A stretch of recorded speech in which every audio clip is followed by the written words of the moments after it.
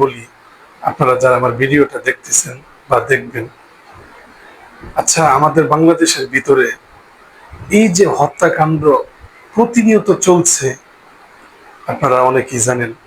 কিছুদিন আগে আমাদের নালিতাবাড়িতে এক শিশুকে হত্যা করে বাথরুমের ভিতরে ঢুকিয়ে বেশ কিছুদিন পর্যন্ত সেখানে রাখা হয়েছিল।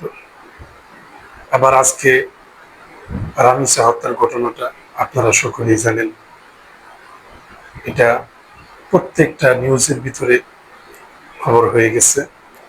যাই হোক, এখন কথা হচ্ছে, এই যে আমাদের দেশে হত্যা, শিশু ধর্ষণ, এইভাবে যে আমাদের দেশে হত্যা কাণ্ড বেড়েই চলছে, এর উদ্যোগ এই পর্যন্ত সরকার এখন পর্যন্ত নিচ্ছে না।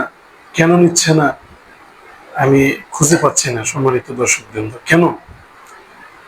আমার তো মনে হয় নতুন সরকার গঠন হয়েছে, নতুন সরকার গঠন করার পর এগুলো বিষয়তে আরো বেশি উদ্যোগ নেওয়ার দরকার।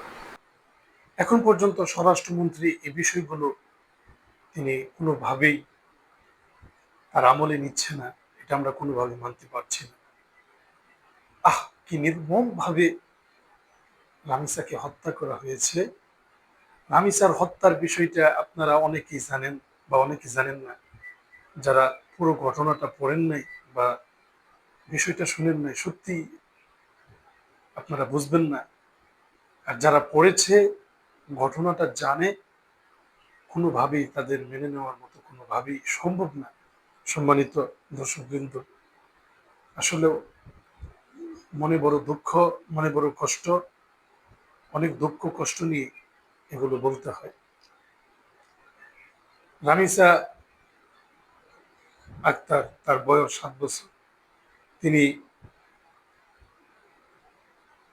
স্থানীয় পপুলার মডেল হাই স্কুলের 2য় শ্রেণীর মেধাবী ছাত্রী। তার বাড়ি আমাদের জেলা শেরপুর জেলায় অবস্থিত। ব্যবসা বাণিজ্যের স্বার্থে তিনি দীর্ঘদিন ধরে ঢাকায় থাকেন। তার বাবা এবং কি রামিসা সহ তার পরিবার তার পাশের ফ্ল্যাটের একজন জঘন্য, একজন অমানুষ,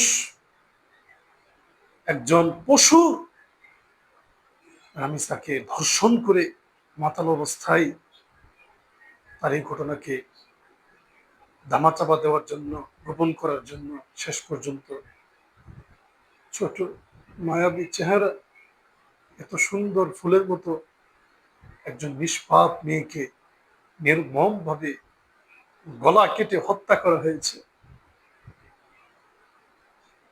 যখন হত্যা করা হয়, তখন এই ঘটনাটা যখন তীব্র বড় হয়ে যায়, তখন এই ঘটনাকে আরো চাপা দেওয়ার জন্য তিনি তার খাটের নিচে এবং মাথাটা বাথরুমে রেখে দেয়। সম্মানিত দর্শকবৃন্দ, একজন বাবা, একজন মা কিভাবে সন্তানের এই নির্মম মৃত্যু মেনে নেবে, কিভাবে এটা সহ্য করবে, কিভাবে এই বিষয়টা স্বাভাবিক পর্যায়ে তার মা বাবার ভিতরে চলে আসবে, এটা আমার বুঝে আসে না। আমরা কোনোভাবে মেনে নিতে পারছি না। এই ভিডিওর মাধ্যমে আমি আপনাদের সকলকে অবগত করব, আপনারা যারা জনগণ আছেন এই বিষয়টা প্রতিবাদ করুন। আমার শেরপুর জেলার ভিতরে যারা আছেন, আপনারা ওই বিষয়টা প্রতিবাদ করুন। আমরা চাই রামিসার বাবা তিনি যেন ন্যায় বিচার পায়, তিনি যেন ন্যায় বিচার পায়, এইটুকু আমরা সহযোগিতা আমরা করব।